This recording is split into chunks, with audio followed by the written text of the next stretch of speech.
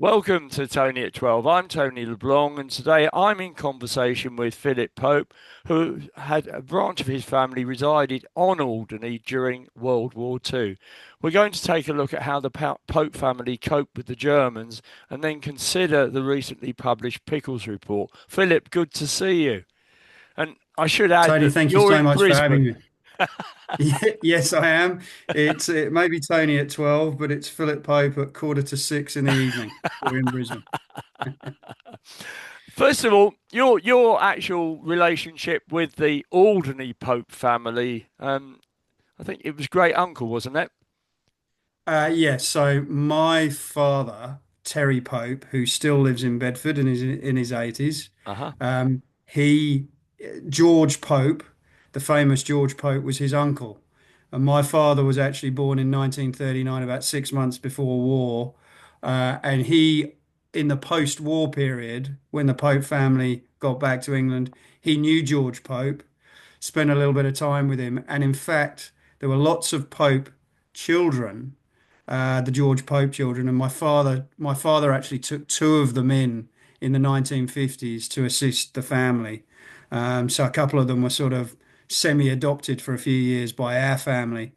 My father was always interested. Doesn't speak a huge amount about it, but he had a friend who he played rugby with in the UK, and he became an elected member of Parliament in Guernsey.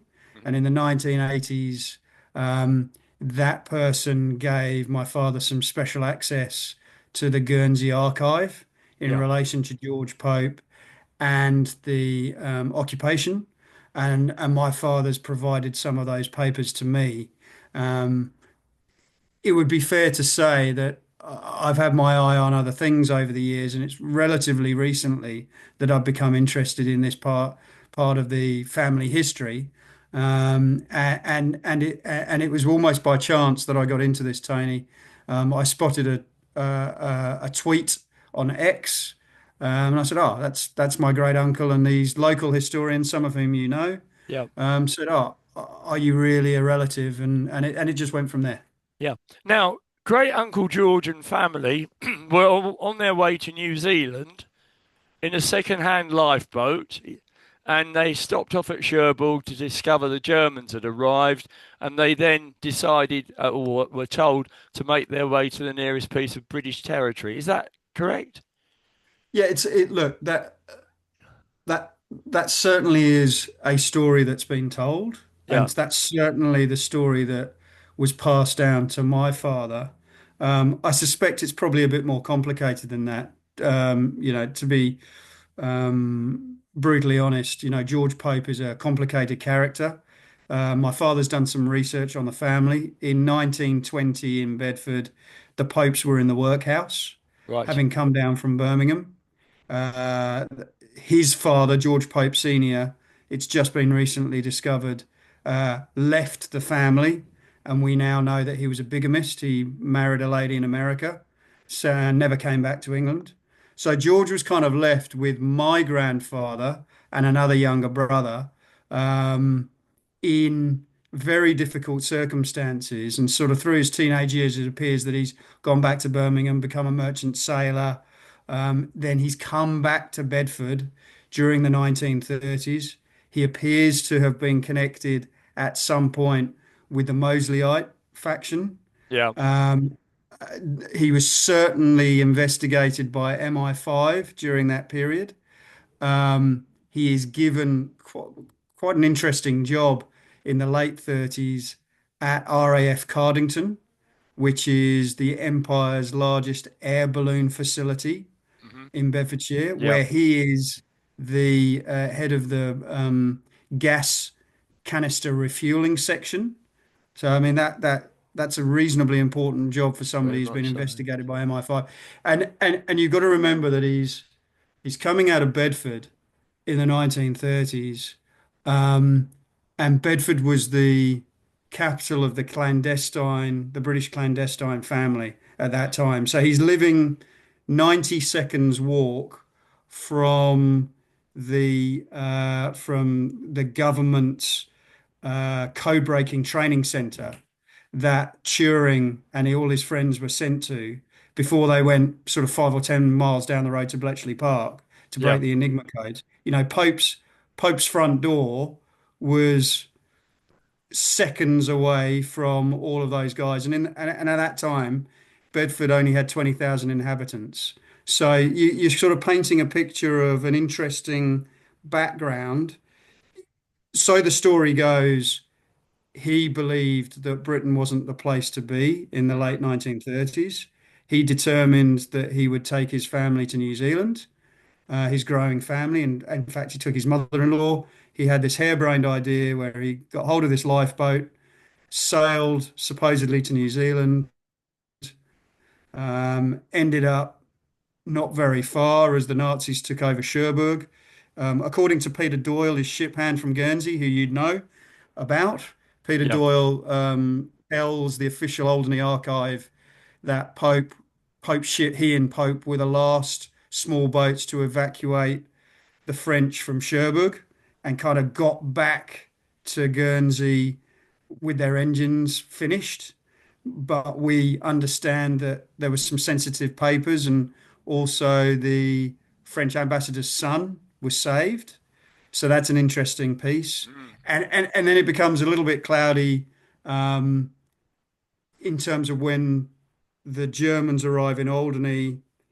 He doesn't have any work. He paints himself as a pilot. His wife is, giving birth to young children. Yeah. They become disentangled. He's doing the fishing jobs. There's a story that says he's away fishing during what you would call the evacuation. Yeah. But there's another line of thinking from some historians who say that Brigadier French invited him to stay, and with his possible connections as a stringer to British intelligence, maybe it was helpful for somebody to stay behind and keep an eye on the Germans. Yeah. And we don't really know the answer to that, Tony. Do you think any of it's actually in some of these so-called secret papers that the UK government still haven't released? I mean that's unclear because a lot of the paperwork is under the 100-year Yeah. rule until 2045. Yeah. Look, what you can say with some degree of certainty is that the Pope family are a unique case. I don't think there is an instance of any other nuclear family living behind enemy lines for the Mm. duration of the war, Yeah.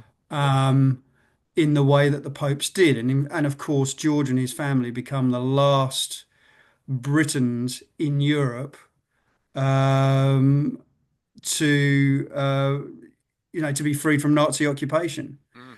Mm. Um, a- and all you and I have at the moment is, the short form MI19 testimony that he gave, which is extremely interesting. Yeah. And obviously there's some family papers that I'm aware of, some of which I can share, some of which I won't.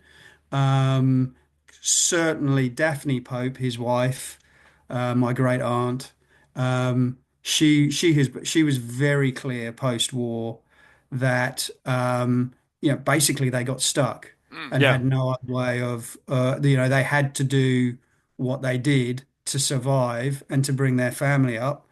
The rest is conjecture. Certainly, I've spoken to a couple of Australian historians who spent time in the National Archive in London who study this stuff. Their instinct is that George Pope was probably some kind of stringer for Mm. British intelligence, not Yeah. formally on the books, No. but likely assisting at times.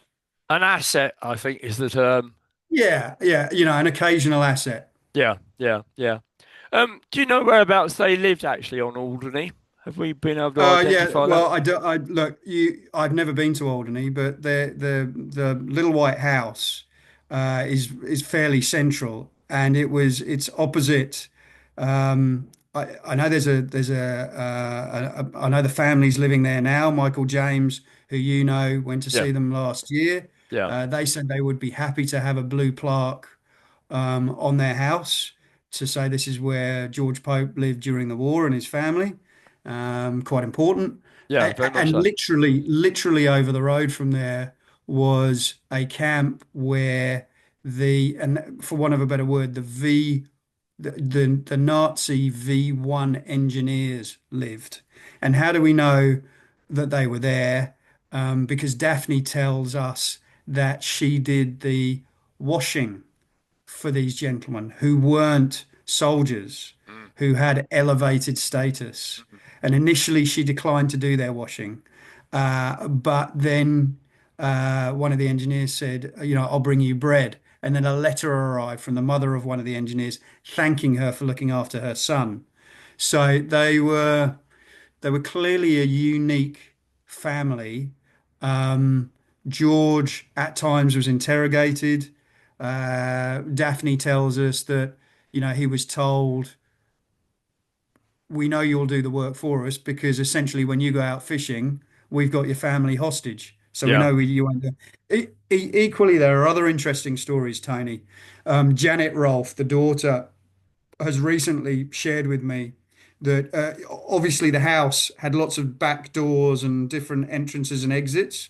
We know that Kondakov, one of the great Ukrainian eyewitnesses, he didn't know what their name were, but he called them the English family. Hmm. We know that they were leaving scraps of food on the windowsill.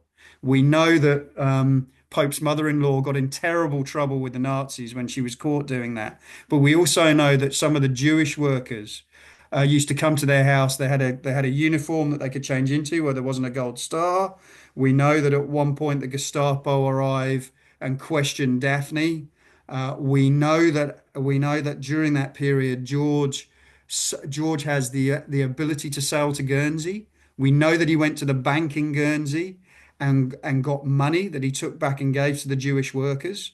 So there was, he has this unique ability which becomes important later in the war around Casquets Yeah. and the what we might call the Ministry of Ungentlemanly Warfare raids. We know he has because he's got this ability to sail around the islands and clearly in and out of Guernsey at will.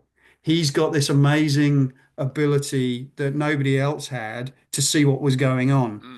And I think, Tony, when we get to 2045 or somewhere before that, we will unearth records, I'm sure, that where we will establish that Pope was observing everything. And clearly, when the fishermen, the Guernsey fishermen, leave towards the end of the war, they escape, Yeah. and they escape with the assistance of Pope,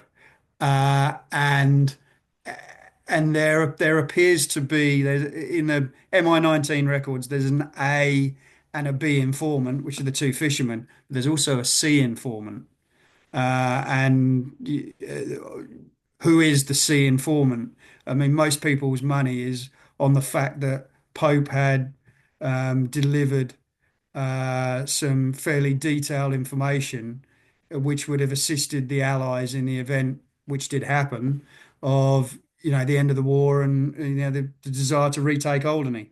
So some of that's conjecture, some of that's known. Bit of a man of mystery, Tony. Yes. Yeah. Yeah. A very interesting person, though, I would have thought, given all things being applicable there. Now, Well, I can tell you one thing that's very interesting, and we know that that he was like his family were likely on the fringes of the Peaky Blinders set in Birmingham yeah. between the war.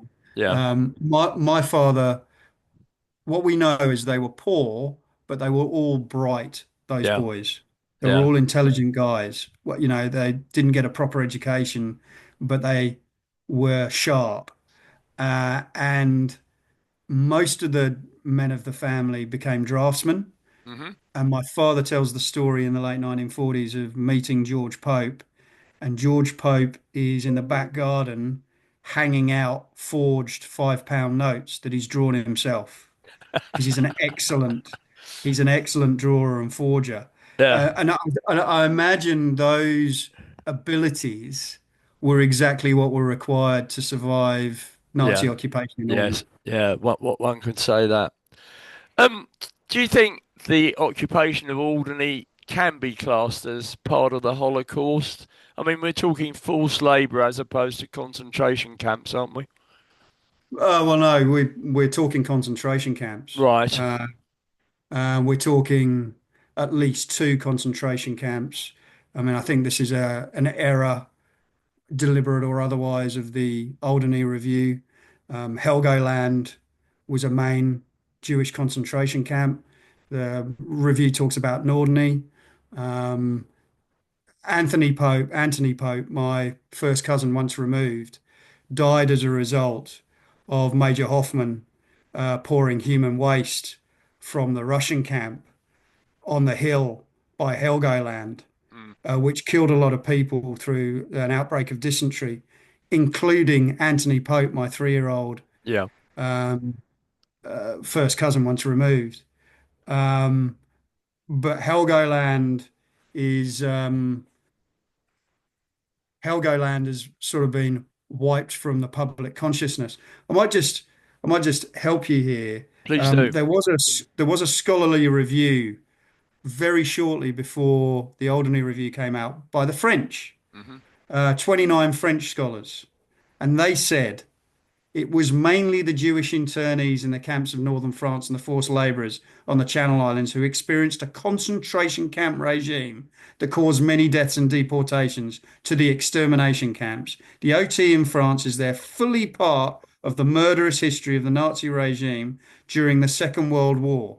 Mm. So the French, 27 French scholars believed that Alderney is part of the Holocaust. Yeah. But the Alderney Review seemed unaware of this study published shortly before. It was called Working in Companies Under Occupation. And it should be part of our lexicon, but it wasn't touched by the Alderney Review, as an example. I mean, my concept is that there are the four forced labour camps, and the concentration camps don't seem to get a mention when you look at, some of the history. Well, yeah, and I think you talk about four, but there were lots of offshoot camps as Yeah. well. Yeah. You could say four, you could say 12, depending on how you wanted to define it. But Helgoland and North, these are concentration camps, and I think the interesting to get an answer to is, Just lost you for a um, second. have you Can lost you me? repeat that, please, Philip? We just froze for a second. Sorry. You were saying the Um, I, interesting part. yeah, look, there's a really interesting piece, isn't there, in September and October of 1942, where um, Ian Flemming, Yeah. under the steam of Churchill and Mountbatten, puts together a collection of commandos. What became the Special Boat Service of the SAS. Hmm. Fleming, and you've seen the Ministry of Ungentlemanly Warfare film, Yeah. uh, but immediately after that film, in reality, those commandos turn up in the Channel Islands, and they're sent on an operation to Casquets Lighthouse, Yeah. and that's a very successful operation. The 11 Nazis in Casquet who are there guarding the lighthouse, and they are taken captive by the guys you saw in the film, Hmm. including the very dangerous Scandinavian with an axe who Yeah. puts his axe through the Nazi radio on Casquets. Yeah. And they take those 11 Nazis back for questioning. Importantly, they also get the code books and some of the equipment. And that, of course, makes its way back to Bletchley. Mm. What is less discussed is that there was another raid. So, sorry, step back a sec. Yeah. In the 24 hours after that raid, the Germans can't make contact with their people in the lighthouse. So, George Pope, my great uncle, is sent out with the SS. Yeah. And on approach, they realize nobody's there. And he goes, perhaps they've gone to England. I Mm. mean, he's really winding the Germans up at this Yeah. point. Yeah. And the Germans interrogated him for a day or two, absolutely presuming that he had given the English the information around the tides and who would be there, etc. There are some modern historians who believe it's almost certain he did, that he had the ability to meet the motorboats out in the English Channel. If Pope was going to Guernsey to get money for the Jews Yeah. in Alderney, then there's every likelihood that he was meeting up with people in the English Channel and giving them some information that would be helpful. Be that as it may, 2 days after the Casquets raid, um, they go. I don't know if you're aware of this. They go to Burhou. Yeah. So Burhou, I've never been to. You would have been. Um, from Burhou through binoculars, you would be able to see the Helgoland concentration camp. Okay. So if you look at the history, they go to Burhou, but there's no apparent reason for them to be there. There's some birds. There's a bird lookout. Yeah. A Uh, hut. one Yeah. of one of the histories said that there were some Russians there that get taken back to Manchester. Not quite sure, but one thing that could have happened is that those commandos who become the inspiration for Fleming's James Bond, Yeah. in reality, they may have been the first British military to observe a Jewish concentration camp on British shore, which is Helgoland. Yeah. Yeah. Yeah. And last year, a few historians were down by Helgoland, and there's actually a really interesting um, bit of masonry down there, which could well be a V1 launch site. It's pointing directly at Exeter, which of course the Nazis bombed Yeah. early in the war and said they would come back. There are there are 2 points that we found on Alderney. One further near the main lookout tower Yeah. up there, where near the tunnels, which is pointing in the direction of Portsmouth and London.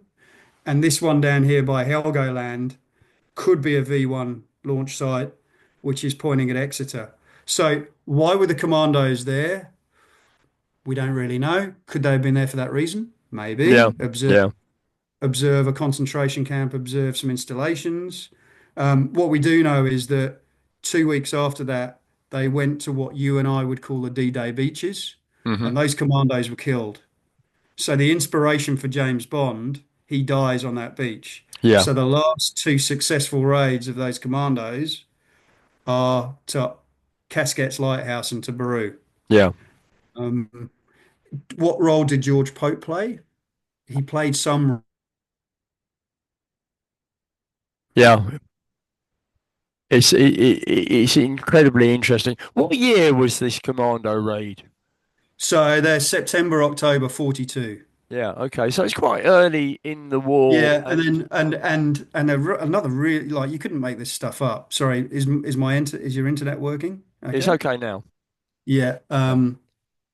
Just to add another layer of intrigue to this, you'd be familiar with Douglas Fairbanks Jr., the Hmm. Hollywood Yeah. heartthrob, who was sort of the George Clooney of his day. Yeah. So by the time war breaks out, Fairbanks Jr. is already, the biggest man in Hollywood.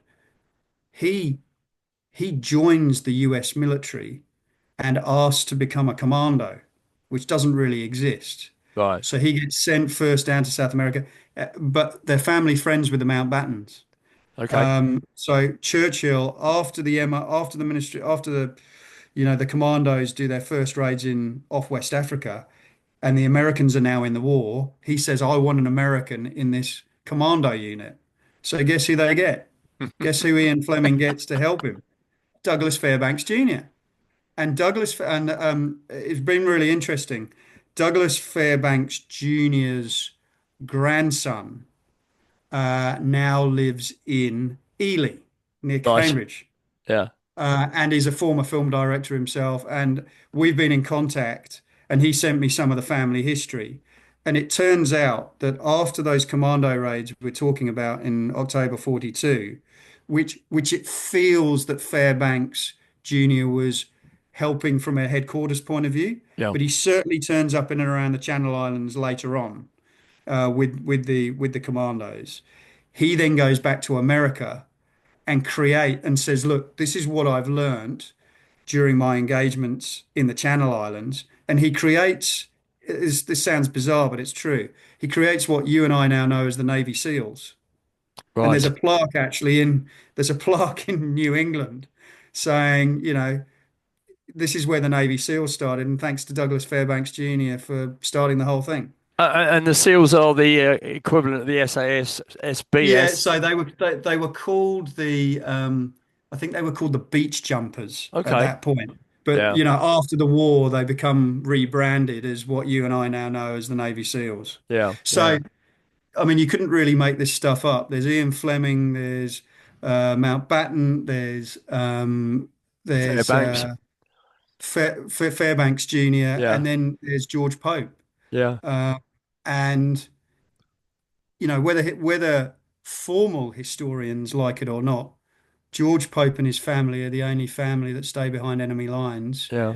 And I've spoken to plenty of family members who believe that at nights, he was crawling under barbed wire and working out exactly what there was on the island. Because I think when your son dies, when your 3-year-old son Yes. dies Yes. through the efforts of the Germans, I think that pretty quickly focuses the mind on let's ensure that the British win this war.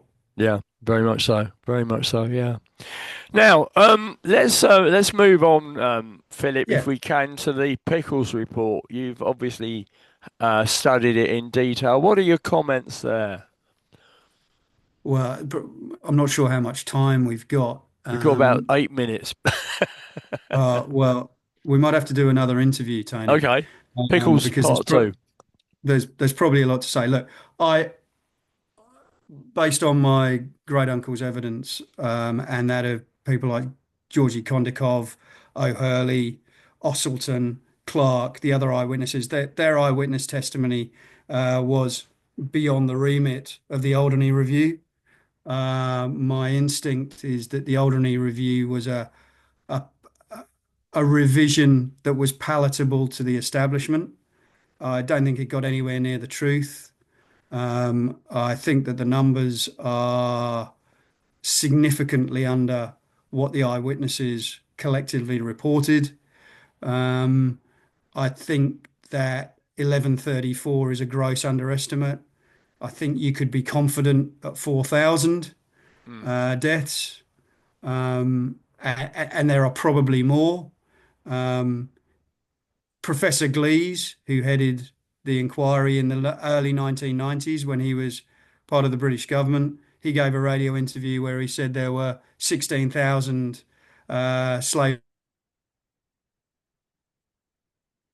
backflipped. Yeah, it's frozen again. So you're saying there was 16,000. I'm not saying that. I'm saying Yeah, Professor Glees, Glee said that. the expert, said that in Yeah, 1992. yeah. And in fact, he was emailing Michael James consistently before the review to, confirm those numbers. So I'm not certain at which point 16,000 became 7,000 Mm, and 3,000 became 1,000. mm, And I think there's been a terrible underestimate on the number of Jewish deaths. I think there's been a terrible underestimate on the number of Ukrainian deaths. I suspect in the fullness of time, we'll find that there were many thousand Spanish deaths. I suspect they were the early diggers of the yeah. tunnels, of the V1 tunnels. There are no, there are no eyewitness survivor accounts from any of the tunnel diggers.